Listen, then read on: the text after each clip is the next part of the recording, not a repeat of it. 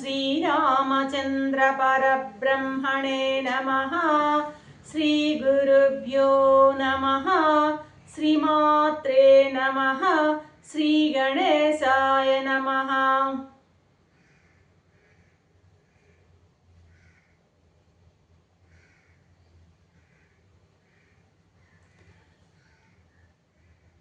ప్రియాత్మ బంధువులారా, యోగ వాసిష్టం నిర్వాణ ప్రకరణము 478వ భాగం.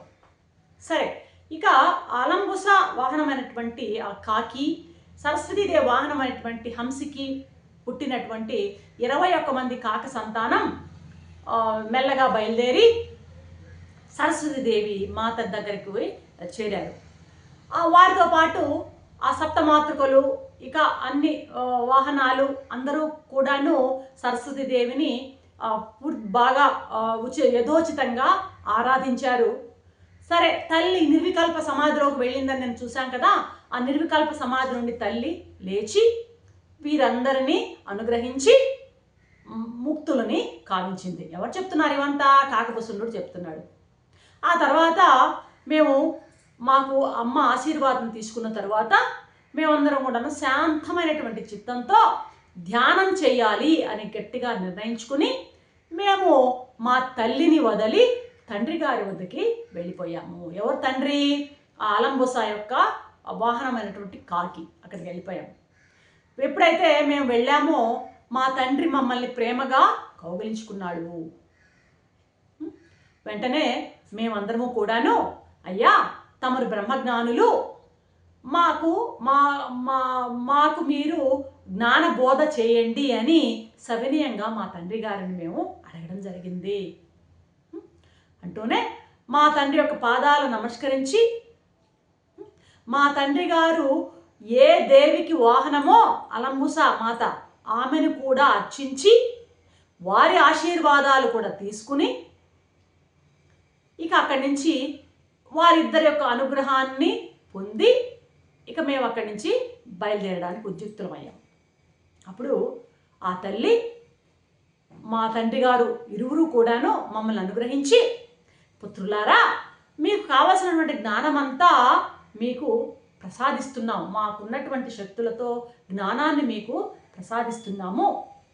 అసలు మామూలుగానే జన్మతహానే మీరు జ్ఞానులు, ఎందుకంటే మీ తల్లిదండ్రులు జ్ఞానులు కాబట్టి మీరు జన్మతః మీరు జ్ఞానులు. సరే, ఇక జ్ఞానానికి మించిన బ్రహ్మజ్ఞానాన్ని కూడా మీకు నేను ఉపదేశిస్తున్నాను. ఎవరు? అలంబుస మాత చెప్తున్నారన్నమాట.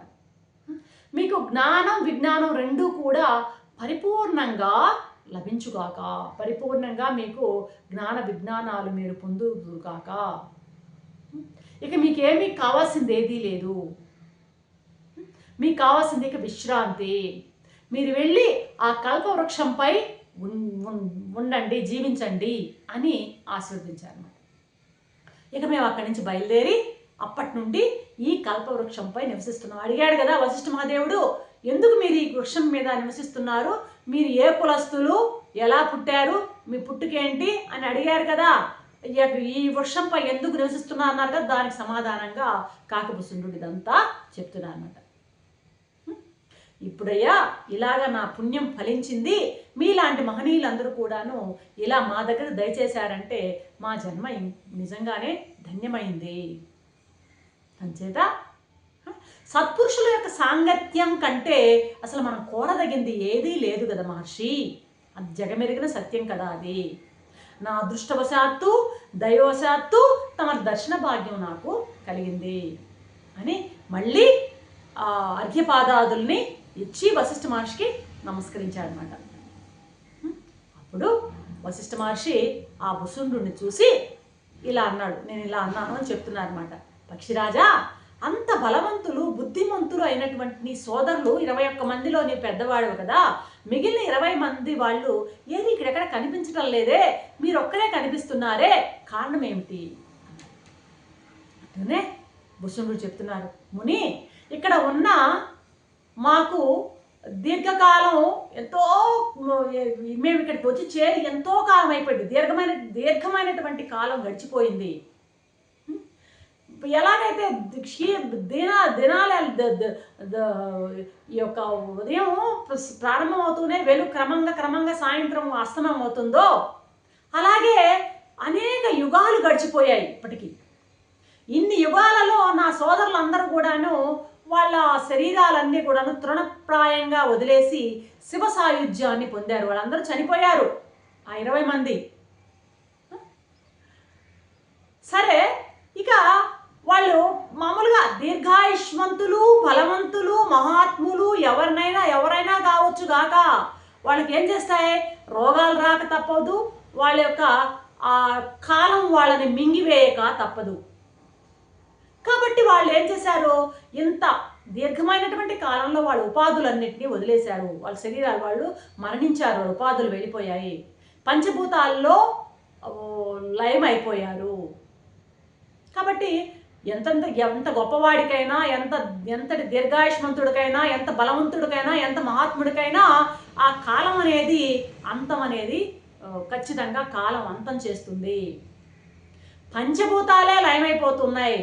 ఇక పంచభౌతికమైనటువంటి శరీరాల మాట ఏంటి అంటే, కాకపుసుండు యోగంతో ఎంత దీర్ఘ జీవితం జీవించినా ఒకానొక సమయానికి అతనికి ఖచ్చితంగా మరణం అనేది తప్పదు. మరణం లేకుండా ఉండదు. జీవితం దీర్ఘంగా అంటే ఎక్కువ కాలం బతకవచ్చు గాక మరణమే లేకుండా ఉండే స్థితి ఎవరికీ ఉండదు అని చెప్తున్నాడు ఇండైరెక్ట్గా.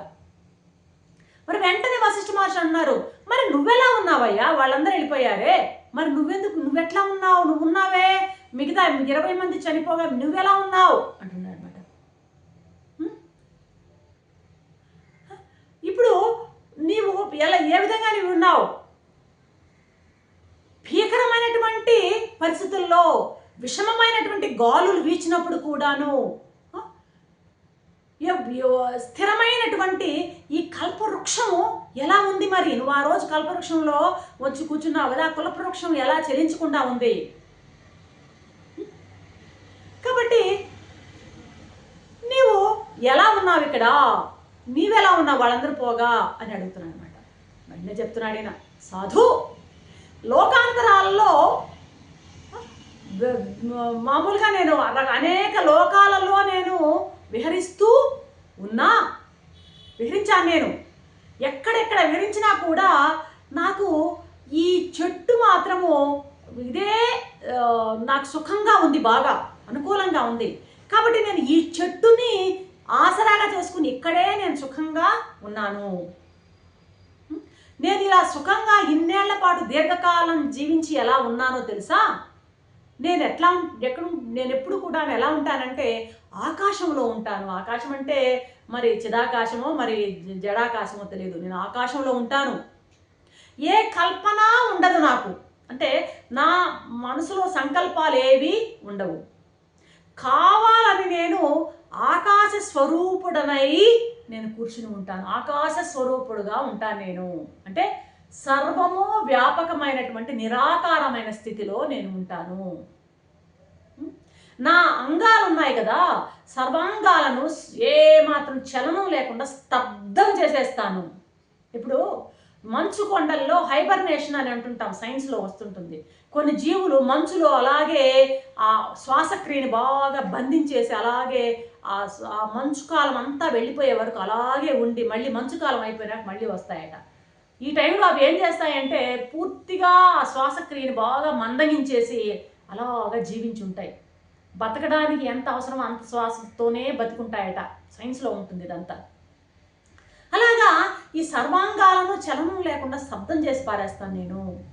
మనసును ఏం చేస్తానంటే నిర్వాసన చేస్తాను, మనసులో ఎటువంటి వాసనలు లేకుండా నిర్వాసన చేసేస్తాను మనసుని, వాసన లేకుండా చేసి పారేస్తాను మనసుని అని. నా ఈ యోగం వలన నాకు కొన్ని ఇవి అబ్బాయి సిద్ధులు అబ్బాయి. అవి ఏంటంటే కొన్ని మచ్చుకు చెప్తాను నేను, 1, 2.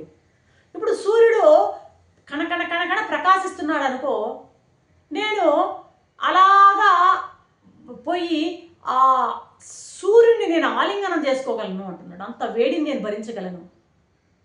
ఏంటంటే అక్కడ దానికి కారణం ఏమిటి అంటే వారుణి అనేటువంటి ఒక శక్తి నాకుంది. వారుణి అనే శక్తి, ధారణ శక్తి. అది గాన వారుణి శక్తిని ధారణ చేశానంటే సూర్యుడి యొక్క వేడి నాకు ఏమాత్రము సోకదు. అంటే అంత వేడిని భరించే శక్తి నాకు వారుణి ధారణ వల్ల వస్తుంది. ఇంకా పెద్ద పెద్ద గాలులు వచ్చాయనుకో, ప్రళయంలో ఎలాగా పెద్ద పెద్ద గాలులు వీస్తాయో అలాగా కొండ కోన చెట్టు చేమ అన్ని పెగలింపబడేటువంటి పెద్ద పెద్ద గాలులు వచ్చినప్పుడు నేను పార్వతీ ధారణ చేస్తాను. అప్పుడు పార్వతీ ధారణ అనేది ఒకటి ఉంది. అది కానీ చేసినట్లయితే నేను ఏమాత్రం కదలకుండా అలాగే ఆకాశంలో స్థిరంగా ఉంటానంటే వారుణి ధారణ, పార్వతీ ధారణ, ఇటువంటి ధారణలన్నీ కూడాను ఎలా వచ్చాయి అంటే నా యోగ సిద్ధి వలన వచ్చాయి. అసలు రాముల వారికి వశిష్ఠులు ఎందుకు చెప్తున్నారు ఇది? ఆ యోగంలో దీర్ఘకాలం జీవించవచ్చు అని చెప్పడానికి ఉదాహరణగా నీకు ఒక ఆఖ్యానం చెప్తాను, కథ చెప్తానని కదా మొదలుపెట్టారు వశిష్ఠ మహర్షి. కాబట్టి ఈయన యోగం ద్వారా ఈ యొక్క వారుణి ధారణ, పార్వతీ ధారణ మొదలైన శక్తులు ఉన్నాయని చెప్తున్నాడనమాట కాకభూషణుడు. కాబట్టి పంచభూతాల మీద నేను విజయం సంపాదించానయ్యా. పార్వతీ ధారణ అంటే ఏంటంటే ఎంత గాలన్నా కొట్టని కథలకు మెదలకు అలాగే స్థిరంగా ఉండగలను. వారుణి ధారణ అంటే ఏంటి? ఎంత వేడన్నా కానీ నేను ఏమాత్రం కాలకుండా అలాగే యాజ్ ఇట్ ఈస్గా ఉండగలను. ఇటువంటి ధారణలు నేను అవలంబించి వాటి ద్వారా నేను ఉండగలను. కాబట్టి నువ్వెందుకు ఎలా ఉంటున్నావు ఇంతకాలం అన్నదానికి ఆన్సర్గా చెప్తున్నాడు కాకభూషణుడు. రేపటి ఎపిసోడ్లో ఇంకా ఏం చెప్తారో చూద్దాం. అంతవరకు సెలవు. సర్వం శ్రీరామచంద్ర చరణారవిందార్పణం. ఓం శాంతి శాంతి శాంతి.